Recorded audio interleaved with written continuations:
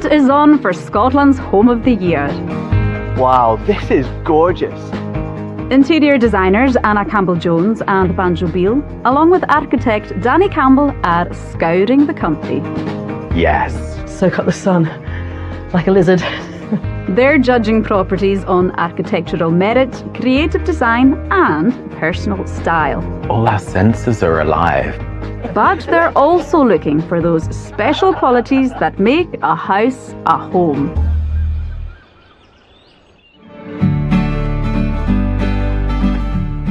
Today, the judges are in the east, and first up is an historic house in the Edinburgh suburb of Craiglockhart. Guy and Lynn and their dogs Jensen and Tyson call this 1930 Grade B listed property home. They've undertaken an ambitious modern overhaul of the Art Deco villa, which was the first original commission by renowned Scottish architect Sir Basil Spence. This is where I grew up. I mean, my parents bought this house in 1969 and lived here until my mother's death 3.5 years ago. A fair bit has been done to the house. Yes, it was a complete renovation of the property, and then we built an extension as well.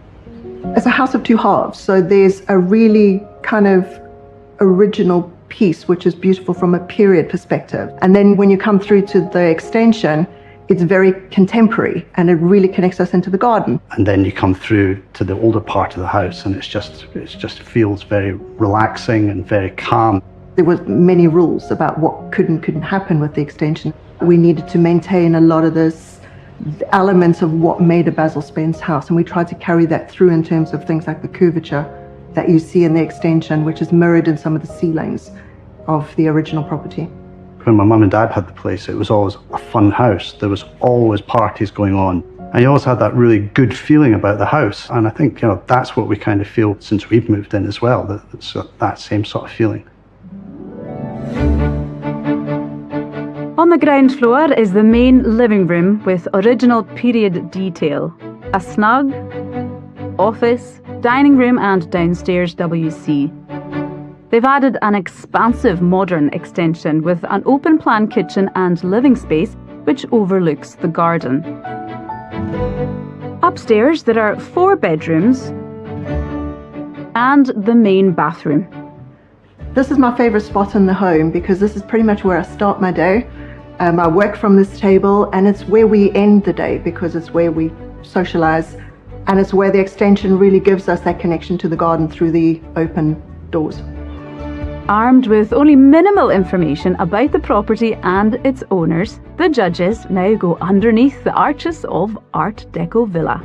Wow, this is gorgeous. It's so impressive, isn't it? It's like a fairy tale castle. The symmetry, look at that. Everything is perfectly lined up. It's a classic Basil Spence. Yeah, I know my architects. I love those little steps and those chunky big chimneys as well. It's all the little details, isn't it? Like that guttering painted that beautiful minty green. Get your mind out of the gutter, Anna. I love the semicircular stone archway over the entrance. Yeah, that layering in the blockwork, it's almost like an optical illusion drawing us in. Well, let's get drawn in, shall we? Yeah.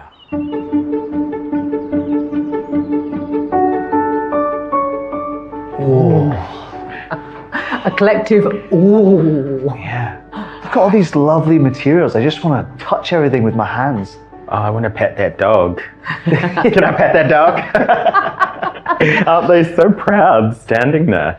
Well, they're showing off this exquisite staircase, aren't they? It's classical outside, but a little bit rock star in here. But yeah, I think that's the challenge when you've got a beautiful building. It's like, how do you make it your own? I'm excited to see how they've dealt with that challenge.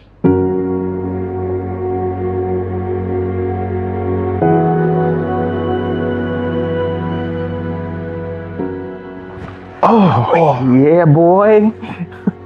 It's very sumptuous, very luxurious, very cozy. Is that a radiator? That looks like an original radiator with that incredible kind of wrought iron leaf in front. Oh, there's one there as well. That's mad. I love that. And they've kept this enormous arch for that amazing fireplace. It's got a very strong Art Deco feel in this room, which they've augmented with these beautiful colours, this navy blue and the dark green of the velvet sofa. I love these floor-to-ceiling French doors as well, with all those original ironmongery pieces. It's lovely. I was wondering, are French doors just doors in France? I thought about that. Do they just call them doors? But lovely nonetheless.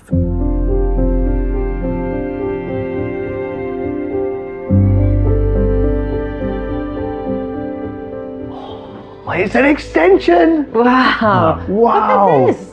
Here we are. The heart. What a spot.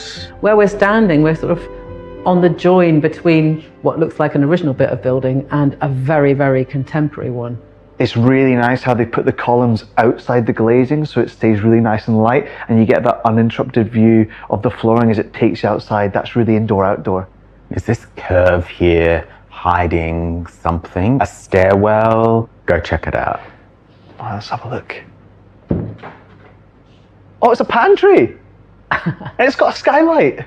I could see why they've put the heart out here, because it's a lovely little series of spaces. But when you get out here, it opens up to the outside. You can breathe, and it's just a lovely airy space, isn't it?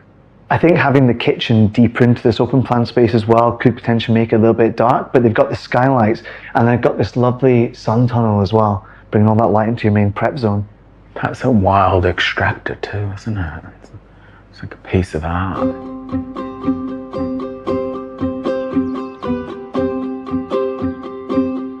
Ooh. Let's have a look at this. Isn't this lovely?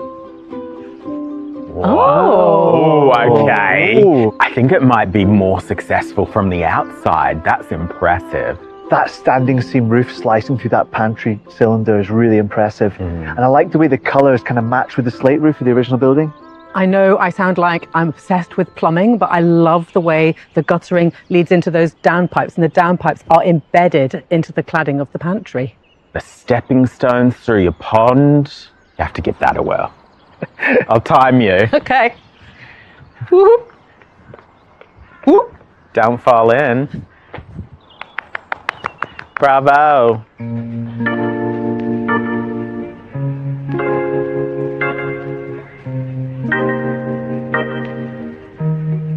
Oh, a little bit of zebra going on in here. Ooh, wow. Leather-bound bedroom, zebra print blinds. Very spicy in here. I actually had zebra curtains in my bedroom as a child. That explains a My lot. mum made. And you turned out fine. Yeah. Maybe. Little anteater cushions. They love their animals. Like, I'm thinking there's a strong connection to Africa here.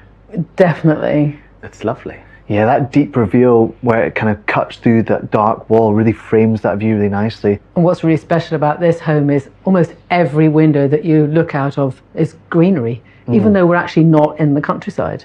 No, we're in Africa, baby. Yeah. Well, back on Scottish soil, how will the judges rate Art Deco Villa? One mark will be held back till they've seen all three homes, when their combined scores will be revealed.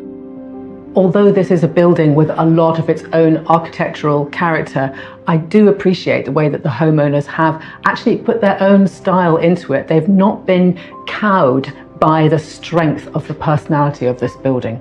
I think that the extension they have done is bold, it's innovative, and it's certainly unexpected. I'm giving this home a 9.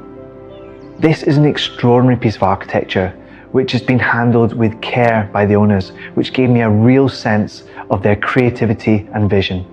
I particularly enjoyed the modern extension, which was simultaneously bold in form and respectful in tone. It felt like a continuation into modern living rather than a fight with history, which is really hard to get right. I'm giving this home a 10. It really is a handsome restoration, this house. From the outside, it's so classic. Inside, the owners have added some bold, sometimes a little bit wacky flourishes, and the extension really lets that light in.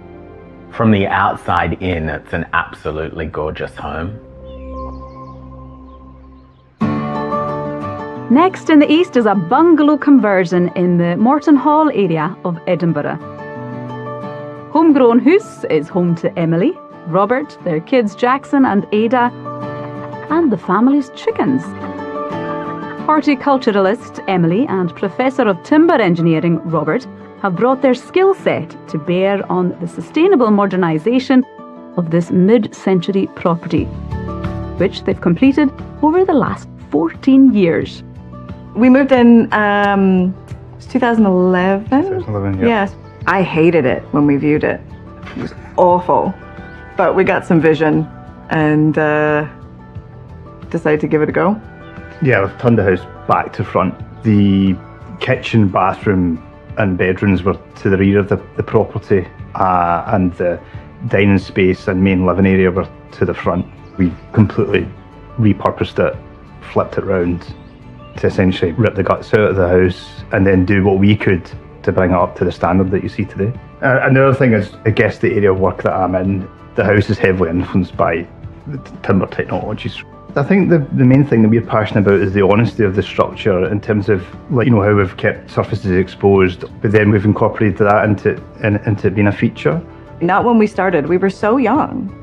You know, we were in our 20s and we didn't have our own style. Some of the original choices we made, we've stuck with, but we've also evolved. I think, as you said, like, you didn't like the house to start with, you hated it. I think you have compared it to your first child, so I don't know what that says, but... Well, yeah, I think the house is the first child, you know, the first thing that we created together. Yeah. Much of the ground floor is now an airy open-plan family living and kitchen space, along with 2 bedrooms and the main bathroom. Upstairs, there's another bedroom, shower room, WC and office space. This is our favorite spot in the home because we feel it has a wonderful indoor-outdoor connection with the garden. We've got all the houseplants in here. And then in the winter we have the fire, so it feels nice and cozy. But will the judges enjoy spending time in Homegrown House? Wow. Oh, gorgeous little wildflower meadow in the front yard, isn't it? Oh yeah, that's given me severe herbaceous border envy. It's like half a house whacked on the side, isn't it? Sliced down the middle. And you know, when you're going contemporary, just fully go for it. That hidden gutter is some clever detailing. Should we see if it's clever inside as well? Let's go. I love the colour in here. Wow. Oh, look at this. Okay, yes. Oh my, oh my. I love it. There's a lot to take in and I want all of it. Yes. Look at all that wood. It's so rich, isn't it? It's amazing how you can see all the structural components. I love the ceiling in the kitchen area with the sort of different widths and depths of timber slats. That's Fabulous. absolutely gorgeous. But I mean, how great is this? How generous just to whack those big windows there. It's just not cookie cutter, is it? It feels like really interesting. It looks like they've made most of the additions with timber, which is even more impressive, that they've avoided all those typical downstands you normally get with steel. I'm really intrigued by that space around there that looks like that whole room is lined with birch plywood. Should we go there next? Let's go. I'd like to.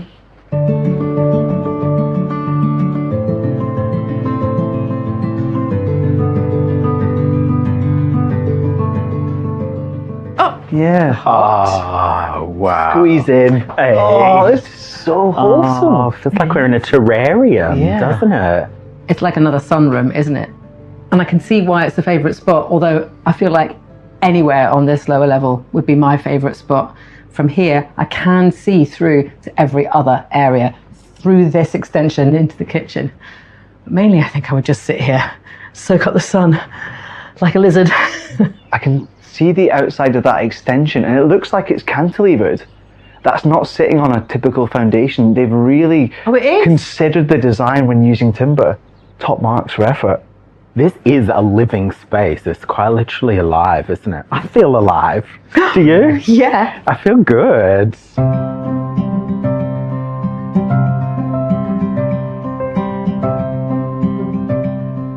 Ooh.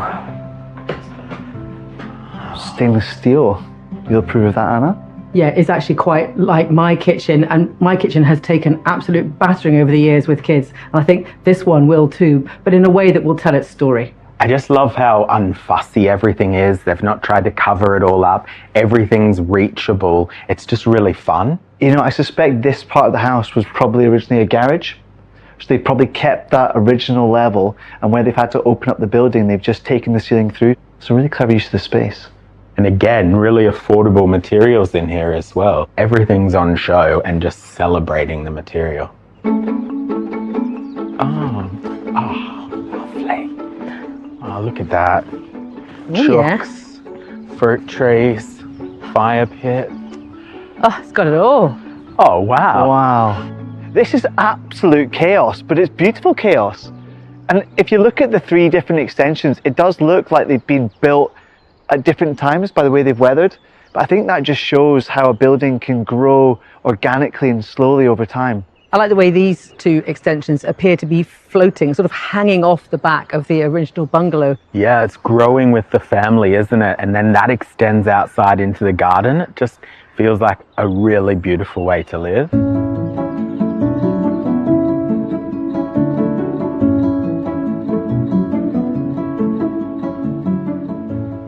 Oh, cool.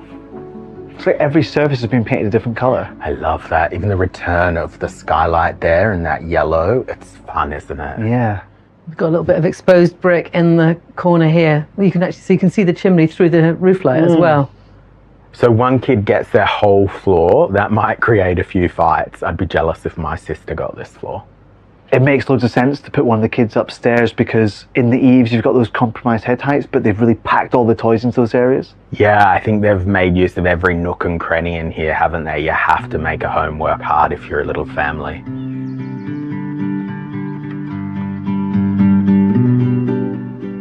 This is a home that doesn't simply acknowledge the reality of family life. It creates a unique aesthetic from it. And I absolutely love every single bit of it.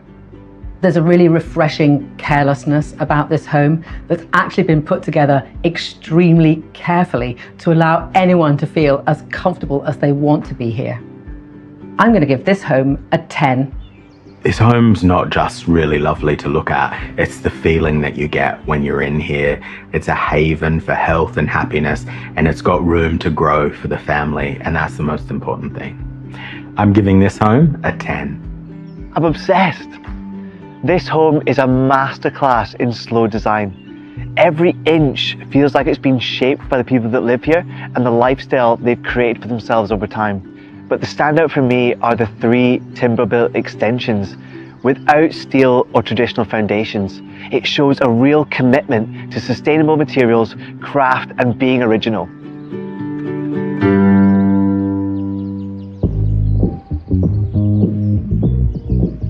Finally, in the east, a renovated detached house in the village of Fordle in Fife.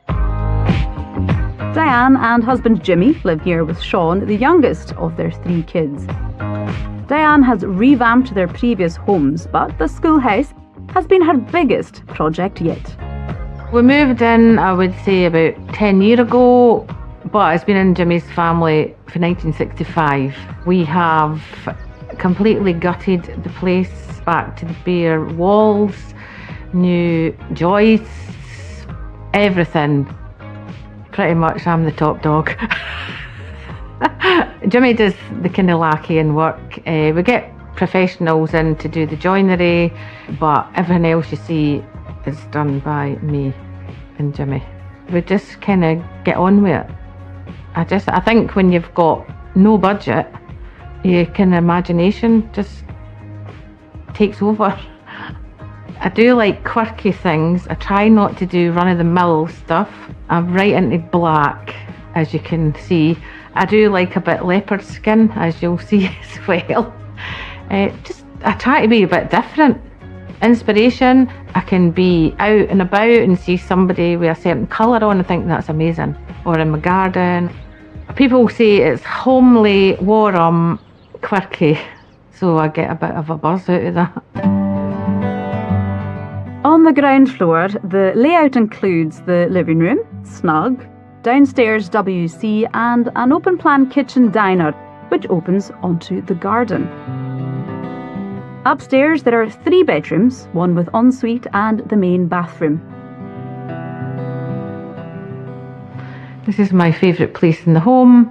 As I sit down, have my breakfast, look out in my lovely garden, and I know everybody's away to work and it's going to be nice and quiet.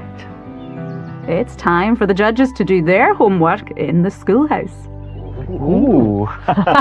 Collective. Wow. Incredible window box game. And I wasn't expecting this really tall part by the front door with that very, very elongated window. It looks like there's been additions here, there and everywhere. I'm not sure what's the original. I feel like we're in a school playground and we're 3 naughty kids on detention. I wonder if it was an old school. Maybe we could learn a new thing in here. Every day's a school day. Should we go find out? Let's do it.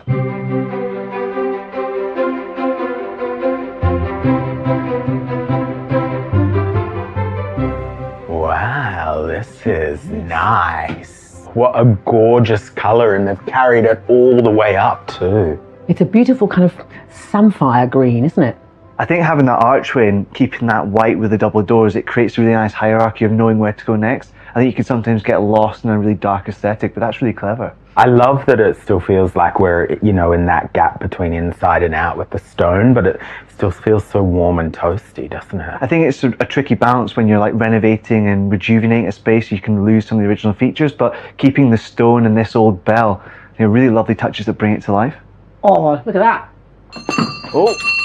Ooh. Ding dong.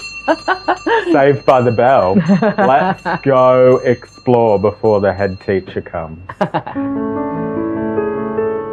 Ooh, wow. Ooh. Look at this. Is that black? Is it black or blue? How many Muppets had to die to make these cushions? I feel like we're down at Fraggle Rock. Wow. Whoa. Whoa. Really a great collection of vintage convex mirrors there. It's very eclectic, but all within kind of one zany style. But they are all about the textures, aren't they? With this velvet and the fluffy cushions and this sheepskin up here. So it looks good, smells good, feels good. Okay. All the senses being catered for in this home. Yeah. It looks nice within some of the traditional touches as well, like the paneling and keeping the fireplace. Gorgeous.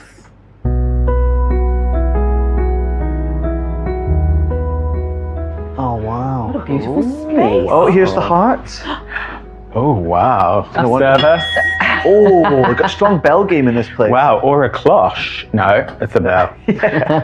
I love it though, with the paneling and the fire. It's kind of more pared back, isn't it? Very farmhouse in there. That felt like a little bit of a different house almost, didn't it? Yeah, they've got one space that feels kind of sophisticated and urban, whereas this is a little bit more real, a bit more countryside.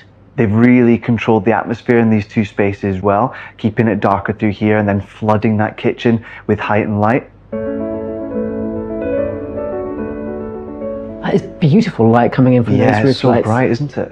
The one thing that's throwing me off a little bit is the 3 windows aren't lined up with the apex of the roof. About your eyes, Jenny. You'll never recover. But they've lined up the Belfast sink, so I'll allow it. I'll just keep my head down. That was dicey, wasn't it? Yeah, I thought we'd have to call a medic. What's going to happen next? I don't know. Call a medic. Love a leopard print runner. Ooh, one of the fastest runners in the animal kingdom. Oh, it must be a cheetah. Yes. Oh, there's a lovely boudoir. Oh, really? Very nice. Frilly, furry, velvety. And a little bit country. Oh, okay. Oh. There's mine. That one for you, Banjo, and the baddie always in the black hat. Okay, perfect. Oh yeah. Hey. Okay, 5, 6, 7, 8, Bob. Yeehaw! Wow, guys. Let's talk about this bathroom.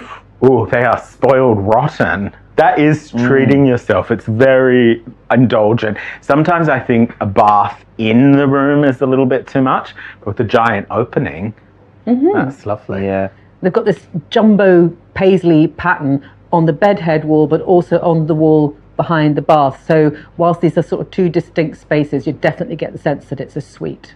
They've got the scale right in here. The tall lights flanking the bed, an oversized mirror, the big beefy bed, the bath. It's very generous, isn't it?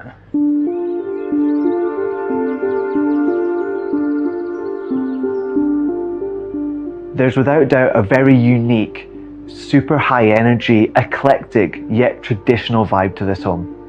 I particularly enjoyed their brave design risks, like the open plan bedroom bathroom.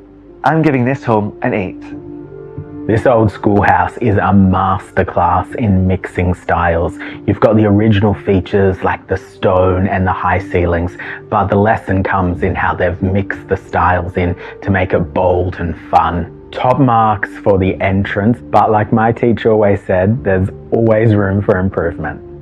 I'm giving this home an 8. As soon as you walk into this home, you're hit by the impact of this really, really powerful colour drenching, and I 100% approve. I think the space with the most promise is that kitchen dining room, the way that that is knocked through with light coming from 2 sides and from the top. I feel like it would benefit from a little bit more colour, something a little bit more eccentric going on in that space. Now all 3 homes have gone under the judges' discerning gaze. It's time to find out their final scores. First, it was Art Deco Villa in Edinburgh's Craiglockhart. Danny, you gave it a 10. Oof. I gave it a 9. Banjo. Well, it was hitting all the right notes for me. A little bit Frank Sinatra out front, Mick Jagger in the middle. I gave it 8. Okay, so that gives Art Deco Villa 27. That's a good score. Yeah, good strong start. Next up was Homegrown Hoose in Morton Hall. I gave it a 10. Banjo, you gave it a 10 as well. Danny, did it float your boat? Well, I felt as we toured around that home, it just became more original, more authentic the further we went. And that trio of timber extensions was a triumph. I gave it a 10. Oof. So the Homegrown Hoose gets 30. Full marks. Perfection. Wow. And finally, the Schoolhouse in Fordle in Fife. Banjo, you gave it an 8. And Danny, you gave it an 8 as well. I thought this home had a wonderful selection of rooms, some light, some dark and cozy, with a really strong, consistent colour theme all the way through. I'd have loved to see a little bit more range in the colour palettes used. I gave the Schoolhouse an 8. Oh, We agreed. we Yes! did. Which gives the Schoolhouse 24. That's a good score, but we do have our finalist for the East. The Homegrown Hoose. Oh, Yeah, brilliant finalist. a soft spot for this one. Yeah, definitely. Homegrown Hoose takes the top spot in the East to claim a place in the final of Scotland's Home of the Year. Next time, the judges are in the Highlands and Islands Things are heating up now. as the search continues for Scotland's Home of the Year.